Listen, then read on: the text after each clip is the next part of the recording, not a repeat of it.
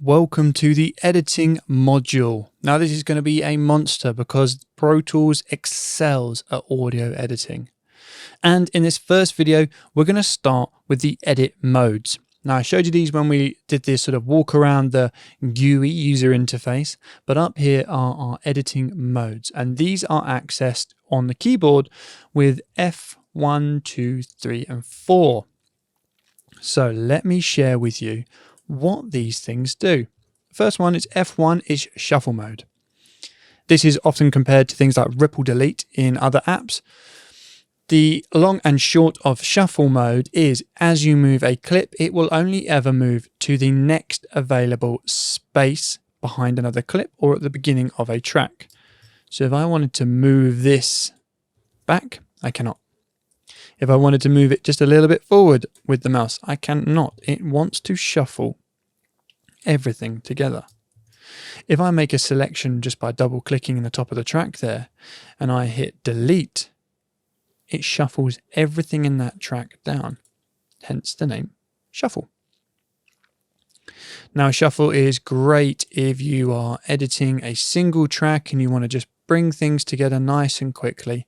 However, if you have audio on multiple tracks, like we do here, and I wanted to bring everything down, let me show you, delete, this track stayed there.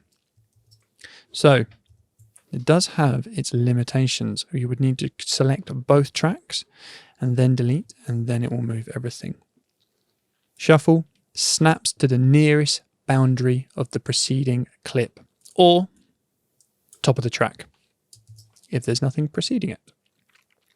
The next mode I would like to introduce to you is slip mode. Slip allows for far more freedom.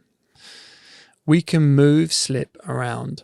Now notice I can't put it down onto this track because this is a mono clip and that is a stereo track. Adobe will let you get away with that, but not in Pro Tools, not on Avid's watch.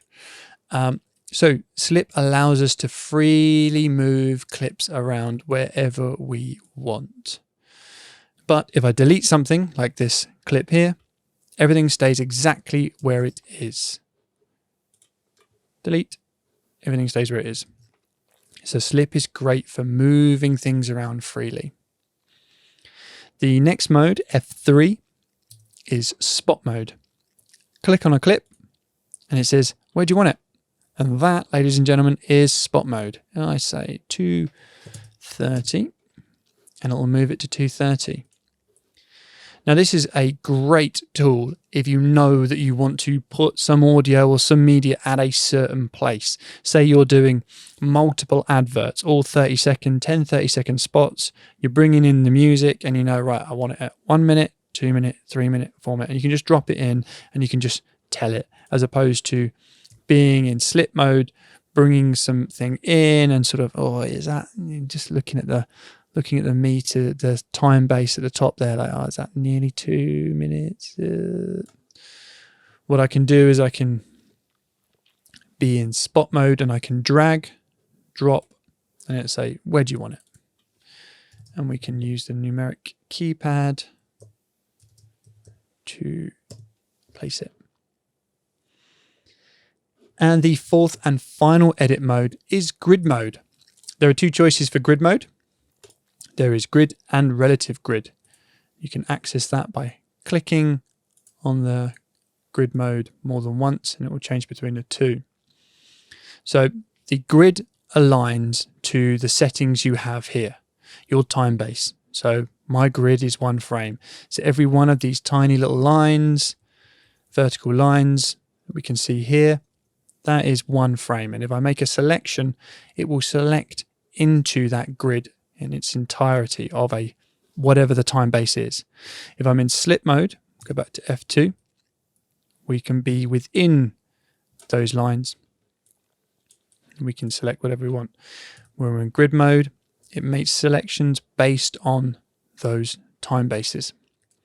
Now this is super helpful if you're working with video because you really want to be only moving things by whole frames. You don't want audio to drift in and off of a frame. You want to keep it nice and tight. I also like the way it just moves around. You know where it's going to go all the time. Now, What does relative grid mean? Relative grid is when I'm going to put this in slip mode and I'm going to trim this in the middle of a grid, right? So there's the square there. So this is in the middle of a grid. If we put this into relative grid mode, I'm going to move this clip one frame. And what it does is it maintains its position within the grid. I'll show you this with absolute grid mode on, which is this blue setting here. I'm going to move this one frame. Now it will only let me move either half a frame or 1.5 frames. It must go to a frame boundary, the grid boundary. So if you have things that are off of the grid and you want them to stay off of the grid, you must use relative grid.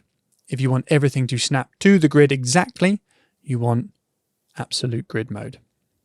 So those are the 4 edit modes. They can all be found up here: shuffle, slip, spot, and the 2 grid modes. See you in the next video.